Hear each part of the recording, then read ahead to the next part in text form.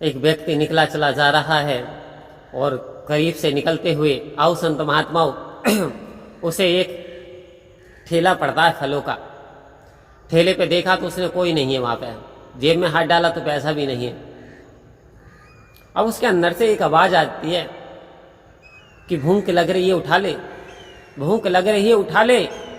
आओ संत महात्मा बार बार ये आवाज आ रही है भूख लग रही है उठा ले और खा ले। लेकिन एक बाद में एक आवाज आई, नहीं गलत है, ठेले वाला है नहीं और ये तो चोरी होगी, ये तो आपने पूछा भी नहीं। लेकिन फिर एक आवाज आई उठा ले। तो होता क्या है, जब ये आवाज आई उठा ले तो फिर उसने उठा करके एक केले को खा लिया। आओ संत वहां तो जैसे ही वो खाना खाने गया ठेले वाला, वो आ गया तुरंत तो खाता हुआ देख लिया। उसने कहा आपने तो ये गलती किया, उठा करके खा लिया, आप तो चोरी कर रहे।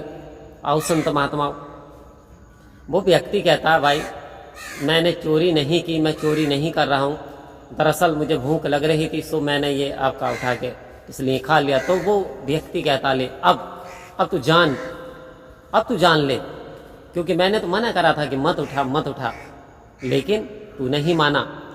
जब उस ठेले वाले ने उस व्यक्ति की आर्थिक मनोभाव देखे कि ये बात किससे कर रहा, तो वो अपने आप से स्वयं से बात कर रहा था।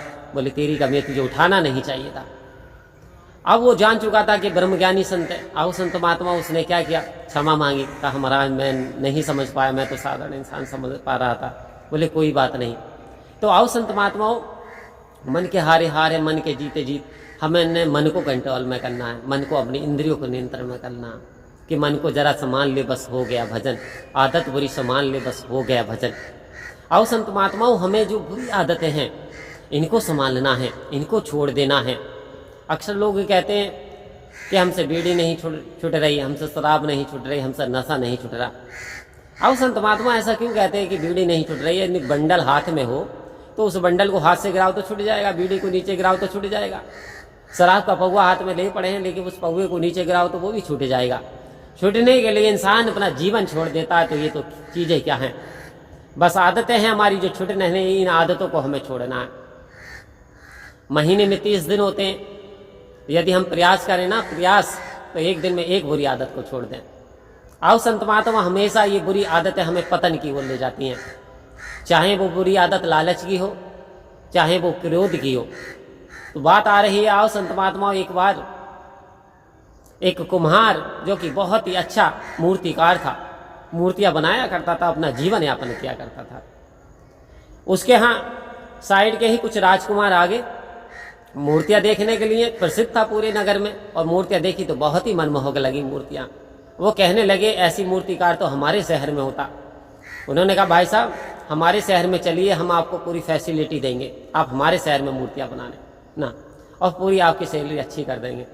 बोला ये तो बात ठीक है, लेकिन मैं वहां जाऊंगा, मेरी 2 बेटियां हैं, जो मेरी 2 बेटियों से शादी करेगा तो मैं वहां पे आपके यहाँ जा सकता हूँ, वरना मैं नहीं जा सकता, मेरा तो जीवन यही अच्छा तरीके से कट रहा। राजकुमार सुंदर थे, मूर्तिकार के मन को भागे कि बेटी का जिंदगी संभल जाएगी, दोनों बेटियां सही हो जाएगी। आओ संत महात्माओं, राजकुमार मूर्तियां देख ही रहे थे कि मूर्तियां हाथ से टूट करके और राजकुमार के वो गिर जाती हैं। गिरने की आवाज हुई, ये बाहर निकल के देखा तो मूर्तियां टूट चुकी हैं। अब क्रोध आ गया। अब ये जो मूर्तिकार था सब बहुत क्रोध आ गया, इसने बुरी भली राजकुमार को कह दी। राजकुमार ने कहा भाई साहब गलती हो गई हमसे, फिर बना लीजिए, टूट गए। अरे बोले कैसे, क्या कर दिया आपने, आपको तो ये नहीं और वो नहीं। तो उन्होंने कहा ठीक है हमसे मूर्तियां टूट गई। ये बात वहां के राजा को पता चल गई, तो राजा ने अपने सैनिक भेज के उसे गिरफ्तार करा लिया। वो कहा हमारे राजकुमार के साथ आपने ऐसा व्यवहार करा, बिहेव करा, सजा हो गई। पछताने लगा कि अब पछतात होत क्या जब चिड़िया चुग गई खेत, यानी क्रोध करने की इतनी बड़ी सजा, ना तो बेटियों की शादी हुई, ना उन राजकुमार में शादी करी। कि क्रोधी इंसान है, जीवन भर रिश्ता अच्छा नहीं रहेगा।